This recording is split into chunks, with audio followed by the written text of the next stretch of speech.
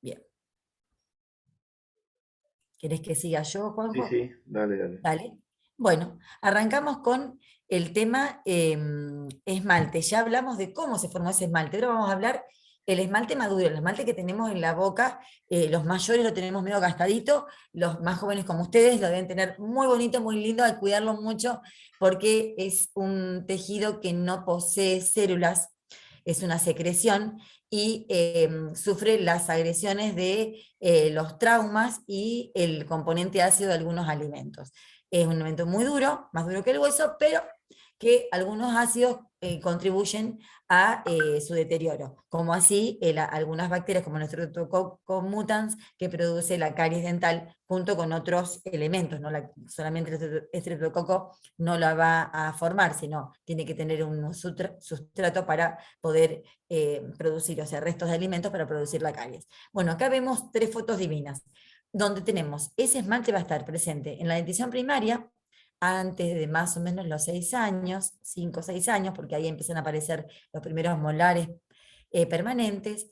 A partir de esa edad empieza la dentición mixta, o sea, un mixeado de dientes primarios y dientes permanentes o definitivos, ¿no es cierto?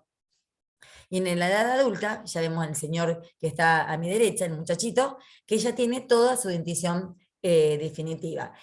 ¿Por qué importa para el odontólogo? Sí, importa mucho para el odontólogo, porque es el primer diagnosticador. Nosotros en la cátedra tenemos una docente que es ortodoncista, y es el odontólogo clínico, el que mira las bocas y dice, bueno, acá hay algo que no está bien. Hay un canino primario, el chico tiene 16 años, y ese canino ya tiene que haber sido cambiado. Esa dentición mixta de dientes primarios y definitivos tiene que haber terminado. Entonces da el aviso para que la mamá o el chico o el paciente consulte a un especialista para ver qué pasó con ese diente que no apareció en la boca o que se sostiene todavía esa dentición primaria dentro de la boca. Por eso es importante saber las edades cronológicas. Y lo digo entre comillas porque lo que yo soy grande y veo, no sé si una cosa prematura, me lo dirán los ortodoncistas, me corregirá la doctora Fernanda, o María Fernanda, que veo mucho a veces avance, que a los 5 años ya le aparecen los dientes primarios y hay como toda, el otro día vino un paciente de 16 años que tenía los 4 molares, los terceros molares, que no lo veía más a los 18, o sea, que esa cronología lo digo entre comillas porque hay una base, una estadística, pero a veces encontramos diferencias en algún paciente con adelantos o retrasos de la salida de algún diente ya definitivo, ¿no es cierto, compañeros odontólogos? Claro. Es Bueno, así. esto en realidad es a título informativo, que nosotros no vamos a tener Sí, pues no claro, por odontología, pero a título obviamente. informativo que en realidad el esmalte realmente no importa si estamos dando una pieza primaria o una definitiva, realmente el esmalte es el mismo. Sí. El proceso de la amelogénesis realmente son similares sin discriminar si es una pieza temporaria o permanente.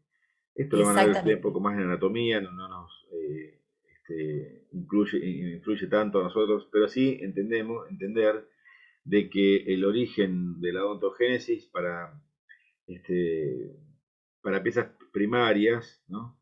Es exactamente la misma porque el esbozo del permanente se emerge si ustedes recuerdan el listón dentario, ¿no? De las 10 primeras piezas temporarias y los tres molares permanentes en la parte distal, digamos, de ese listón dentario. Entonces, bueno, desde ese punto de vista es importante que lo tengamos en cuenta, solamente a título informativo Claro, es como y nada más que eso. la introducción para saber que ese esmalte va a estar en la dentición primaria, en la mixta y en la definitiva. Y tener esa mirada de ver qué le pasa a esa dentición cuando uno tiene un paciente. Vamos a hablar, como dijo el doctor, vamos a nuestro tema que es esmalte. Las características. También se llama tejido adamantino. Se llama esmalte o tejido adamantino. ¿Cómo se puede encontrar? A manera de casquete, de sombrerito que va a estar recubriendo la dentina. ¿En dónde? En la corona del diente. No encontramos esmalte en la raíz de los dientes. Es el tejido más duro, chicos, el más duro del organismo. Y está constituido por esos prismas que contábamos anteriormente que están formados por cristales de hidroxapatita. Y está altamente mineralizado. cómo va a reaccionar frente a una anoxia, lo que dijimos recién, una fractura, un golpe o la acción sostenida de ácidos con la pérdida de sustancia. Y como no tiene células, ese tejido adamantino, ese esmalte, va a ser incapaz de repararse. Nosotros tenemos el ion flúor que colabora mucho en la remineralización, pero lo hace en forma tópica, no lo hace en forma sistémica. Es igual, Juanjo, perdóname que meta también este Sí, sí, tema, que uno cuando viene un paciente de 15 años y que tiene muchas caries, te dicen, y si toma flúor, y no, si toma flúor no le va a hacer mucho, porque la formación ya estuvo, esa melogénesis ya se formó en la panza de la mamá o en los primeros años del niño. Ya a los 16 años ya su esmalte ya está formado. Solo el flúor en forma tópica en edades adultas, ¿no es cierto, Juanjo? claro, tal cual. No sirve de nada el tomar flúor porque ya esa melogénesis sucedió en toda la dentición primaria y permanente. Como lo que dijimos, de origen ectodérmico, pero recuerden siempre, ectodermo que deriva del epitelio bucal que está inducido por las células de la cresta neural. Recuerden eso. La matriz orgánica es de naturaleza proteica, por supuesto tiene algún agregado de polisacáridos y por supuesto, acá no hay colágeno, chicos. En el esmalte no hay colágeno. ¿De acuerdo? ¿Cómo se encuentran los cristales? Se hallan empaquetados y son más grandes que otros cristales. Vamos a ver que vamos a nombrar los cristales, tanto en el esmalte como en la dentina. Entonces vamos a ver que tienen cristales, pero los del esmalte son un poco más grandes que los otros cristales que encontramos en los otros tejidos.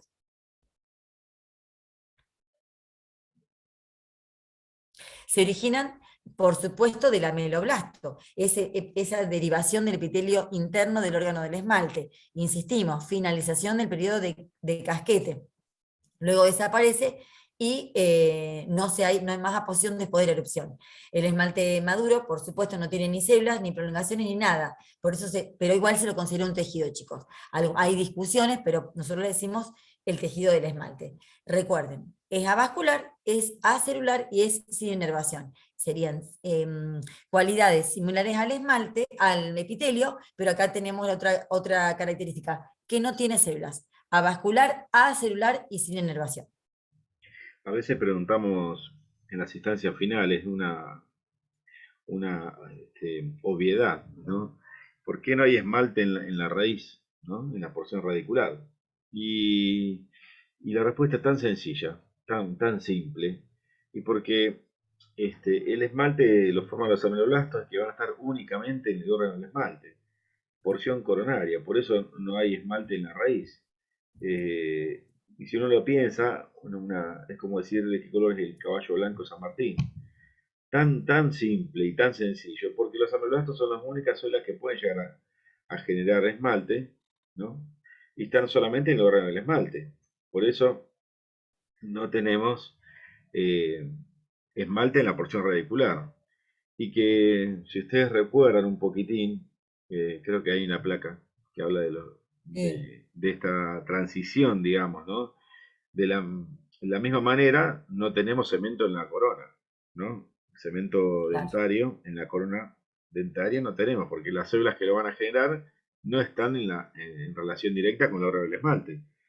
Eh, pero aún así, esa transición, digamos, desde dónde termina el esmalte y en qué lugar arrancaría el cemento, tiene que ver con esa transición y que va a depender directamente de lo que, si ustedes recuerdan, esta vaina epitelial de Herwig, ¿no? Eh, Creo que nosotros los nombramos, que son los casos de Choquet. Acá, fíjate, acá está.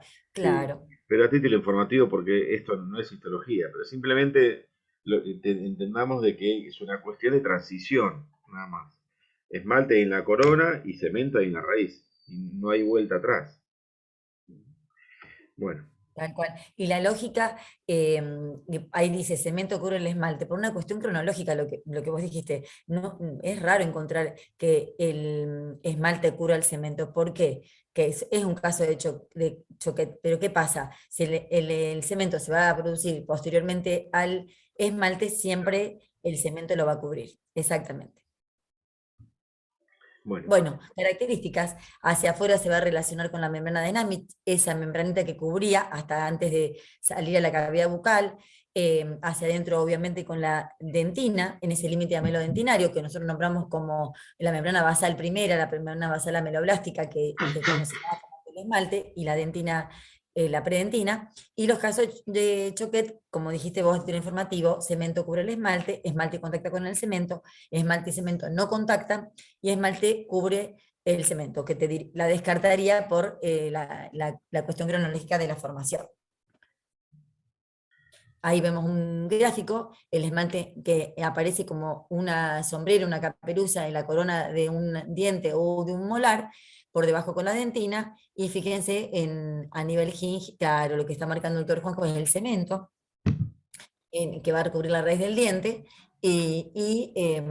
la unión gingival de la mucosa bucal en el cuello del diente. Cuello clínico, hablamos de un cuello clínico, eso también es tema de anatomía u otras materias, y un cuello anatómico. Claro. Para título informativo, ahora que lo nombraste, el cuello clínico es el lugar donde a simple vista se ve la pieza dentaria, ¿no? Claro. Hasta donde se ve la corona, pero el cuello anatómico es el lugar donde termina la corona y arranca la raíz. Simplemente para que vean esa diferencia, porque hay porciones, digamos, de tejido blando, esta encía, que va a proteger, va a cubrir parte de la pieza dentaria, incluso la primera porción del esmalte. Bueno, Exacto. Exacto. Bueno, acá tenemos preparado que van a ver ustedes en la parte práctica. El tejido que está por color más amarronado por arriba es esmalte, y el que está por debajo, medio grisáceo, es la dentina. Vamos a ver ese límite muy marcado, porque hablamos de dos tejidos que también embrionariamente pertenecen a dos orígenes, ectomesénquima y ectodérmico. Vemos el festoneo de ese límite amelodentinario y algunas formaciones que después le vamos a nombrar como formaciones secundarias o estructuras secundarias del esmalte.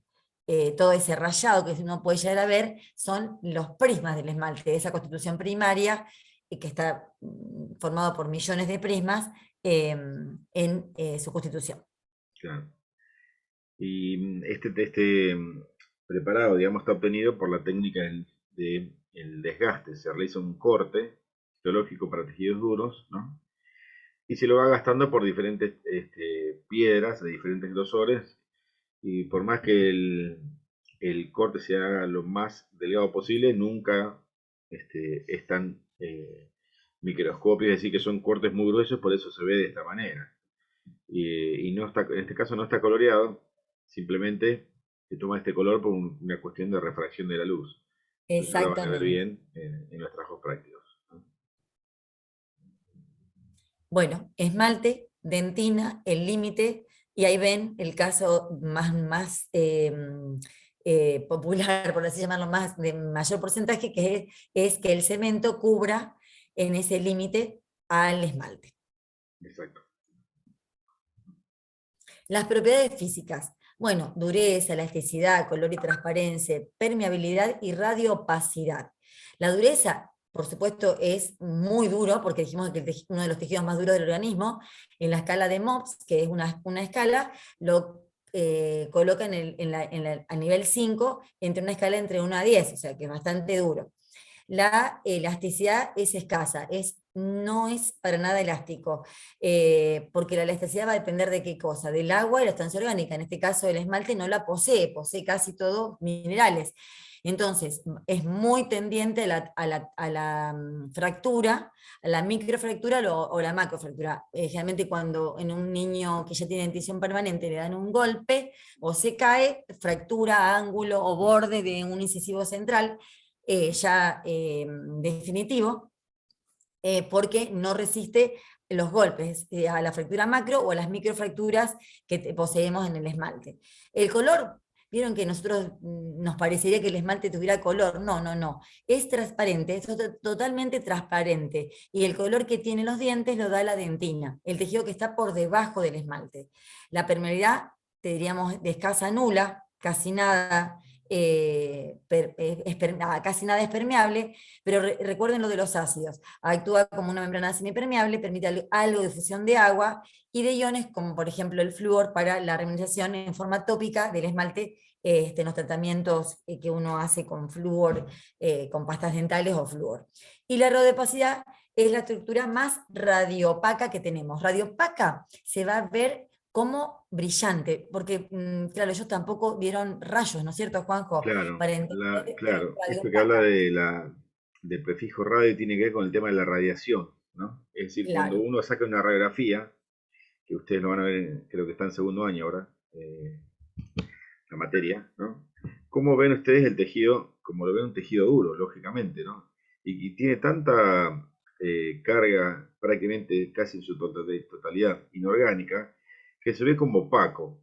Por eso es radiopaco, se le habla, ¿no? Que es el tejido más radiopaco de la pieza dentaria. Y después, tal no sé cual, si tenemos tal algunas cual. imágenes, bueno, Sí, creo que hay imágenes, creo creo que que hay hay. imágenes. Bueno, pero es una cuestión que no es para ahora, pero simplemente que ustedes ya tienen que empezar a escuchar estos términos de la radiopacidad o de la radiolucidez. Porque cuando una estructura es más lúcida, digamos, más radiolúcida, es porque tiene más cantidad de orgánico que inorgánico. En este caso, prácticamente totalmente inorgánico, por eso es muy opaco.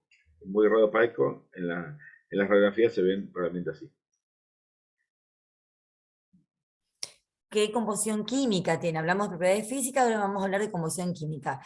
Matriz orgánica, fíjense cómo nos quedó relegada del 1 al 2%. Matriz inorgánica, cristales de hidroxapatita, 95%. Y agua también muy poquita, de 3 a 5%. Claro, La matriz orgánica, ¿cómo va a estar compuesto? Ya algo hablamos. sí, El mayor componente es la melogenina, que son moléculas hidrofóbicas, fosforiladas y glicosadas, ricas en prolina, glutámico, histidina y leucina. Van a estar muy presentes, ya las dijimos, cuando se forma el esmalte, no en el periodo inicial, sino en la formación del esmalte, en la amelogénesis. Las enamelinas que se acuerdan que formaban esa trama que ayudaba a disponer los cristales, son moléculas hidrofílicas glicosiladas ricas en serina y aspartico, y se localizan en la periferia de los cristales. Acuérdense que formaban un armazón para exacto. sostener los cristales, y glicina. Las meloblastinas o amelinas se localizan en las capas más superficiales y en la periferia de los cristales. La tuftelina la habíamos nombrado como la primera que aparece, pero vamos a ver que la tuftelina también va a ser la que va a estar más presente en el esmalte maduro. Se localiza en la zona de unión amelodentinaria y representa en el esmalte maduro el 1 al 2%, o sea que casi todo es tuftelina en el esmalte maduro. La parva albúmina identifica en el polo distal del proceso de Tomes del ameloblasto y va a estar asociada a el transporte de calcio. La parte inorgánica va a estar formada por sales minerales cálcicas básicamente de fosfato y carbonato, los cristales de hidroxapatita y sulfatos y oligoelementos como el potasio, magnesio, hierro, flúor, manganeso, cobre y otros oligoelementos. Acá vemos imágenes de un diente en un corte por desgaste, ¿no es cierto? La manera de ver el diente es por desgaste, no por descalcificación, y vemos con color amarronado el esmalte, la dentina más grisácea, minada por los canalículos, que ya vamos a hablar en el próximo teórico de cómo está conformada la dentina. Vamos a ver que en esmalte, en la figura más cerca de que tenemos hacia nuestra derecha, cómo vemos algunos elementos. Vemos, viste, el rayado que forman los prismas del esmalte, pero también vemos rayas transversales, nos habla de estriaciones que tiene los prismas y algún elemento que podemos encontrar en ese límite amelodentinario. Ahí está marcando el doctor Juanjo. En la parte más inferior de la zona derecha también vemos la Claro, unión entre entre la dentina se ve más gris clarita, pero en la unión entre el esmalte y la dentina. claro. Dos tejidos de distintos orígenes, por eso son tan distintos, más allá de los componentes. ¿Cómo está constituido histológicamente? Por unidades estructurales básicas y las secundarias. Como ya lo venimos diciendo, la básica, ¿cuál va a ser, chicos? El prisma. Sí. Vamos a tener que Hay pasar. autores, chicos, que también se la clasifican como estructuras primarias y secundarias. Eh, Exacto. Estamos hablando de la misma cosa, ¿no? Es decir, que hay algunas que son las más importantes, digamos, y las secundarias son quizás en orden de mérito menos importantes, ¿no? Antiguamente hablábamos de estructura primaria, ¿no? Y de elementos estructurales cuando hablamos de la secundaria. Mientras ustedes entiendan los conceptos, lo pueden llamar como quieran, pero entendamos estos conceptos, que hay estructuras que son muy importantes y están en toda su abundancia, en toda su totalidad, por eso se la llama básica, ¿no? Porque es la base del esmalte. Y después tenemos elementos que pueden aparecer en determinadas situaciones, en determinados lugares, y es las unidades del tipo secundario.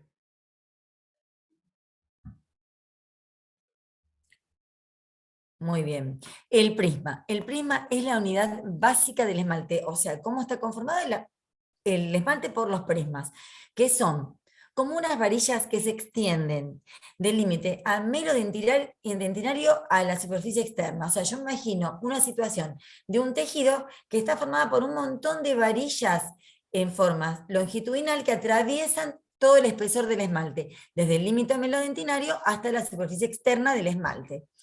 Presentan su mayor diámetro hacia la superficie externa, o sea, esa varilla va a ser un poco más gruesa, más grande, de mayor diámetro, hacia la superficie del esmalte. Vamos a ver que presenta al microscopio electrónico estriaciones transversas cada 4 micras, porque es el ritmo que se van a posicionar la melogénesis, se va a formar, va a tener que ver con la formación de ese esmalte, cómo se va colocando capa sobre capa de esmalte. Al corte transverso, acá hay otro detalle, tiene forma de varilla que va del límite melodentinario a la superficie externa. Pero si yo lo corto transversal, si yo corto esa varilla y la miro de frente, vamos a ver que tiene la forma de ojo de cerradura antigua. O sea, que posee una cabeza y una cola. Y nosotros ya nombramos algo de esto en el prisma, cuando hablamos de la formación de, el esmalte. Cuando hablamos del amalolasto secretor, que tenía la prolongación de Tomes, que tenía dos membranas, una festoneada y otra lisa, El proceso de bueno, todo. proceso de Tomes tiene que ver con eso, con que va a formar los cristales de la cabeza, la parte de membrana festoneada, y de la cola la que es lisa. ¿De acuerdo? Por eso el corte transverso, agarro la varilla, la corto en forma transversa y la miro de frente, tiene forma de ojo de cerradura antigua. Y por supuesto hablamos que están formadas de cristales de zapatita. Existe una vaina que la va a rodear, que va a rodear a esos prismas, a esas varillas. Y esa varilla va a tener más sustancia orgánica e insoluble. En el interior vamos a tener los cristales de zapatita, pero recuerden que es mínima la porción de parte orgánica. Vamos a ver que el microscopio electrónico se llama como un reticulado entre un prisma y otro. Hay como una especie de reticulado entre un prisma y otro. Acá tenemos. Esta es una varilla cortada transversalmente, cabeza y cola. Forma de ojo de cerradura antigua, no las nuevas ahora, las Claro. acitra, Con mucha sino imaginación, las por supuesto, antiguas. Creo ¿no? que ni la conocen ellos, Juanjo. No, Bueno, no, pero créeme que no. fíjense la disposición que tiene, donde una cabeza corresponde espacialmente es decir, una cabeza está ubicada entre dos colas y la cola está ubicada entre dos cabezas, para que ustedes Exacto. vean de qué manera están organizados, ¿no? Y tiene que ver con la disposición de los prismas. Como dijo Adri, ese proceso de Tomes, el borde festoneado, que posiciona cristales a nivel de la cabeza y el borde libre, cristales para la cola. Claro, claro. Perfecto, perfecto. Ahí tenemos la disposición, la varilla, fíjense, taca, taca, taca, taca, taca, taca, taca, taca, en forma longitudinal, del límite melodentinario a su superficie externa. Si la Exacto. corta transversalmente la varilla, ojo de cerradura antiguo, por supuesto que, como dijo el doctor recién, se interpone cabeza con cola. No es que están todas las cabezas juntas y todas las colas juntas, sino que se interdigitan cabeza con cola. Exacto. ¿Ven? Tenemos las varillas. Sí, son muy esquemáticos, pero bueno, nos marcan Muy esquemático, espacialmente está dónde perfecto. están Ah, ubicados. en forma Y longitudinal, y siempre desde fíjense. el límite a medio lentinario, pero bueno, por puro sentido común, si la posición empieza acá. en el límite, ¿no? Y hacia la superficie libre. Eso es lo que ustedes observaban, esas líneas que les marcaba Adri, creo que hay unas imágenes después. Bueno, después lo vamos a Perfecto, mandar. perfecto. Ahí vemos. Bueno, estos son detalles, las periquematías, bueno, son detalles. Sí, ya vamos a ver. Tipos de esmalte. ¿Cuántos tipos de esmaltes conocemos? Conocemos tres tipos de esmalte. El esmalte prismático, que es por suerte el mayor que encontramos, que tiene la matriz mineralizada, que tiene los cristales de hidroxapatita. El aprismático periférico, que es un esmalte, como dijimos hace un ratito, que era el que primero se formaba al inicio y no tiene prisma. Se va a ubicar en la superficie externa y posee un espesor muy, muy pequeñito, de 30 micrones. Está constituido por cristales que se disponen paralelos entre sí y perpendiculares a la superficie externa. Vamos a reiterar, se encuentra en la periferia de la corona o en el límite amelodentinario. Este tipo de esmalte no es bueno encontrarlo o toparse cuando uno empieza a realizar técnicas de lavado ácido porque no logramos las micro retenciones necesarias para la adición de algunos materiales de restauración, por no poseer prismas. Y Claro, el esmalte, ¿no es cierto, Juanjo? Y claro, los que claro. hacen Está estética sobre perfecto como todo. está escrito. Y el esmalte nudoso es los primas se van a disponer no ya y como varillas y en forma en transversal como cola, como la cabeza y la cola, sino que lo hacen en forma de zigzag, como un esmalte que esté retorcido. Y se va a presentar sobre todo en las cúspides de los molares o premolares. Ahí tenemos la varilla en forma longitudinal y si lo cortamos transversalmente, cabeza o cola. Del límite melodentinario a su superficie externa, la varilla. Y si la cortamos transversalmente, de oclusal a gingival o incisal a gingival, cabeza y cola. Esta disposición de las varillas es importante que las conozcamos, porque esto que hablaba Adri de las microfracturas, ¿no? ¿Sí? Van a seguir, por pura lógica, las líneas de orientación de estas varillas, de estas filas de prismas, ¿no? Totalmente. Vamos ahora a hablar, como dijo, las unidades estructurales secundarias que encontramos con respecto a las primarias, que no van a ser otra cosa que elementos que se van a dar por las primarias, o sea, son estructuras que se van a desarrollar por poseer las primarias. Tenemos la línea neonatal, que son las líneas incrementales, las estrías de Repsius y las estrías transversas de los prismas. Esas tres entidades son las líneas incrementales. La línea neonatal es una línea gris neta que nos marca que va a estar presente, perdón, en todos los dientes o las piezas temporales, como el primer molar permanente, que indica el esmalte prenatal de postnatal y que marca el momento del nacimiento. ¿De acuerdo, chicos? Es cuando nacemos. Entonces, por eso decíamos lo de la menogénesis, que se forman los primeros momentos de la vida de los dientes en la panza de la mamá y en los primeros momentos de nosotros en estados de bebés, digamos. No es durante toda la vida. Línea Claro. neonatal. Esto, perdóname, Adri, es importante Sí, que las líneas completame, por incrementales favor. las tenemos que entender como diferencias de velocidad de posición de los ameroblastos, ¿no?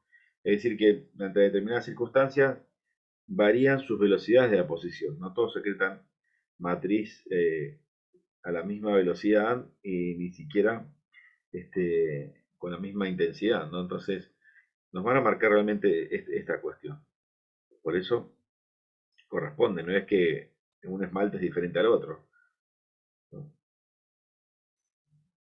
Exactamente. Estrías de Retzius. Son bandas de color pardo que en la zona de cúpides van del límite melodentinario de un lado al lado opuesto. Y en las caras laterales tiene un recorrido oblicuo desde la lámina, desde el límite melodentinario a la superficie externa. En cortes transversales van a aparecer como anillos concéntricos. Son estrías que posee el prisma.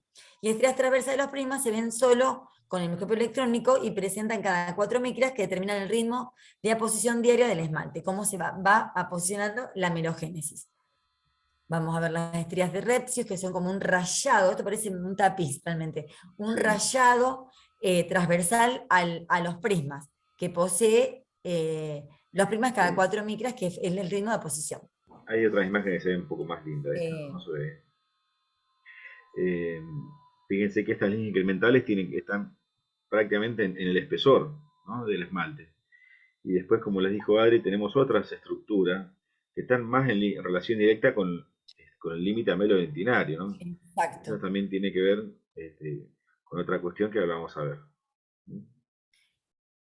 Por ejemplo, los penachos adamantinos o de Linderer, las bandas de Hunter y Schereger, los usos adamantinos y los canalículos dentinados penetrantes, como también las laminillas que le vamos a nombrar un poquito más adelante. Sí. Los penachos se van a encontrar en el límite amelo-dentinario y tienen un aspecto de arbusto. Es como zonas que los primos van a tener como un recorrido más apretado y forman como una estructura en forma de arbusto.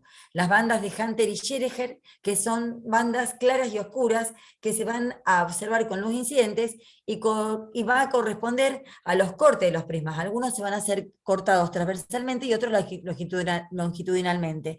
Entonces, claro, vamos a ver esas zonas pardas más claras o más oscuras por la luz incidente. Los usos adamantinos tienen forma de clavas, también se van a encontrar como los penachos adamantinos en el límite melodentinario, y son las prolongaciones de los odontoblastos que están en donde, en la dentina, y que han quedado atrapados cuando se mineralizó el esmalte. El canónico dentinado penetrante es lo que va a contener a la prolongación del odontoblasto y que queda como también un aspecto de clava en el esmalte porque traspasó ese límite y quedó Claro. marcado en el esmalte. Estos últimos dos realmente no son propios, sino que son No, prestados, son consecuencia, porque ustedes piensen de que cuando así como los odontoblastos secretan dentina hacia el exterior, en sentido al órgano del esmalte, y los ameloblastos secretan preesmalte hacia el interior, y como son de orígenes embriológicos totalmente diferentes, el límite, entonces, como consecuencia, el límite amelodentinario es totalmente dispar y muy irregular, ¿no? Y lo que sucede es que las matrices, primero blandas, se entrecruzan en ese nivel y la orden de la mineralización viene en un segundo estadio, es decir, cuando hay mineralización, pueden quedar atrapados estructuras de la dentina dentro del esmalte. Y estas dos son consecuencia directa. Es decir, o si realmente la cuestión inorgánica, prácticamente inorgánica, el canalículo dentinario, que es la estructura, todavía no, ustedes no saben nada, pero el canalículo dentinario es una estructura bien de dentina que aloja a la prolongación del odontoblasto, ¿no? Es más mineral que orgánica, por supuesto. A veces queda atrapado dentro del espesor, es decir, que puede atravesar, viniendo desde la dentina, puede atravesar el límite amelodentinario y bueno, cuando viene la hora de la mineralización del esmalte, queda como, como una estructura propia del esmalte, pero en realidad no es del esmalte, sino que es prestada y por pura coincidencia quedó dentro del espesor. En cambio, el uso amantino tiene que ver con, son estructuras mucho más delgadas y es lo que quedó de la prolongación del odontoblasto, que lógicamente a este nivel no existe más. Por supuesto que cuando viene la orden de mineralización, esa parte se destruyó, pero sí quedó el espacio donde estaba, donde debería haber estado esa prolongación celular del odontoblasto.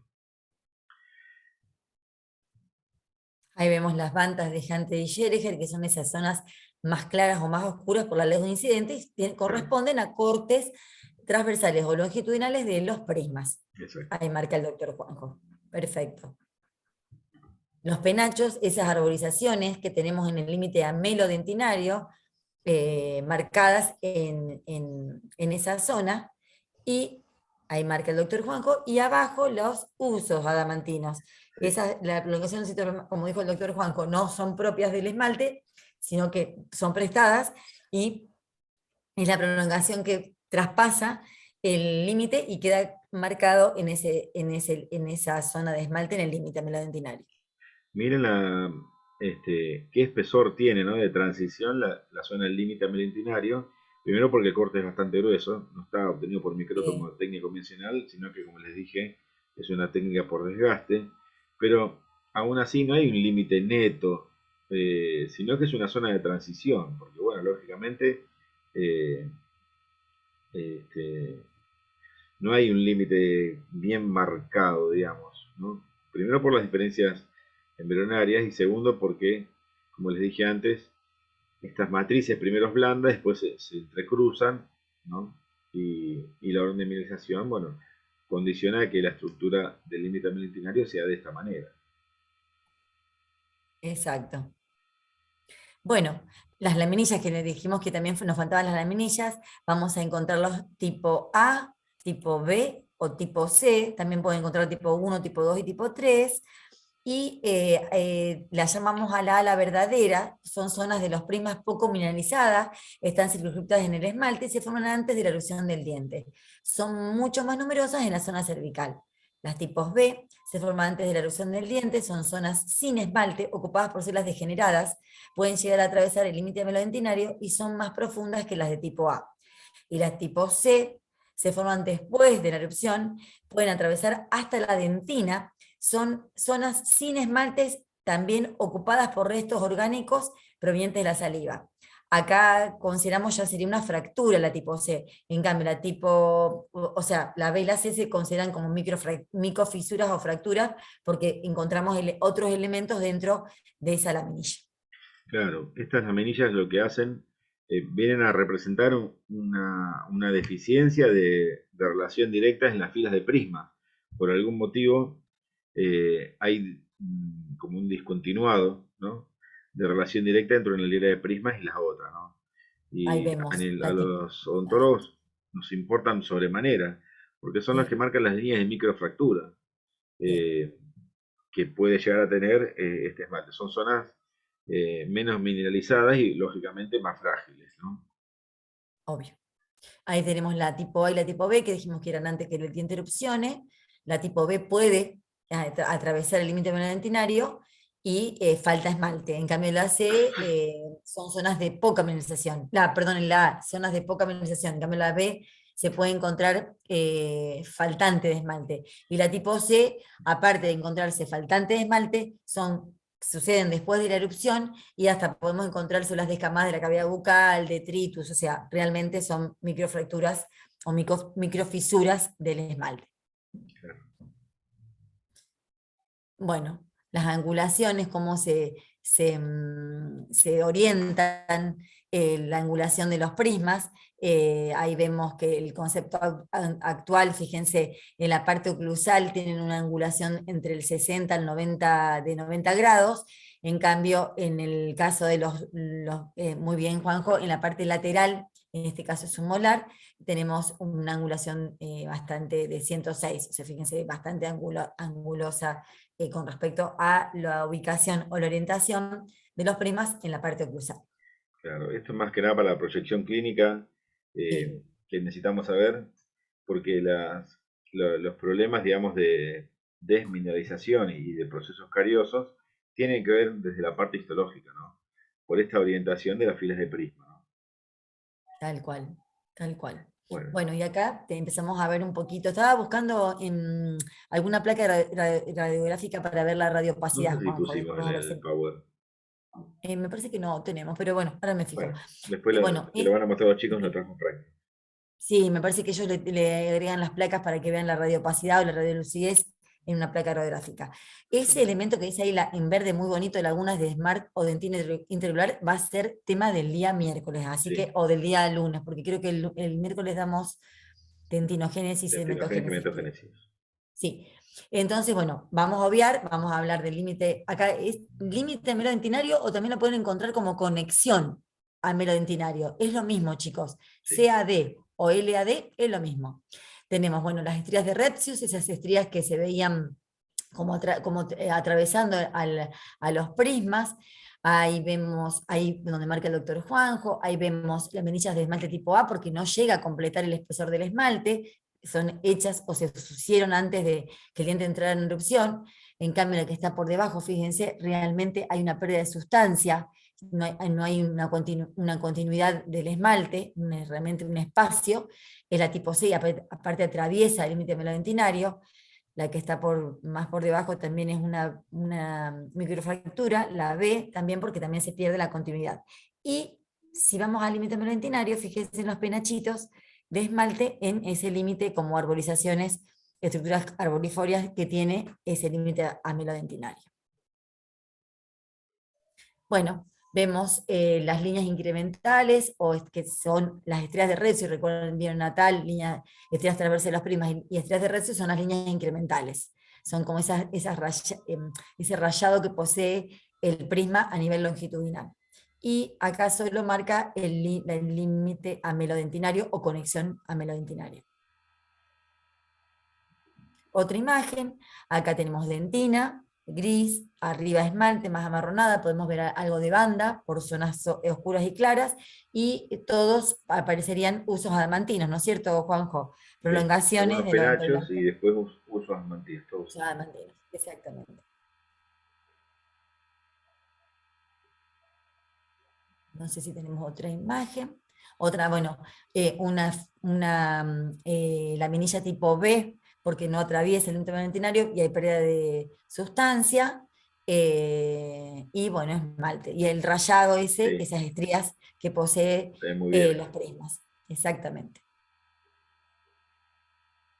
Otra imagen, una laminilla B en el centro, y los penachos de Linderer ahí en el límite melodentinario muy bien marcados. Y estas chiquitas de acá son todos usos Pueden ser asmantíes. usos o canalículos penetrantes ahí. Bueno, esto lo van a ver bien en el Bueno, trabajo práctico, hay muchas imágenes, el pero a prismático título que se va, informativo. exacto, se queda solo en la parte más superficial o en límite melodentinario o la conexión, y bueno, los penachos estamos otra vez marcando. Sí. Bueno, Otras imágenes, perfecto, hasta acá nomás. hasta acá.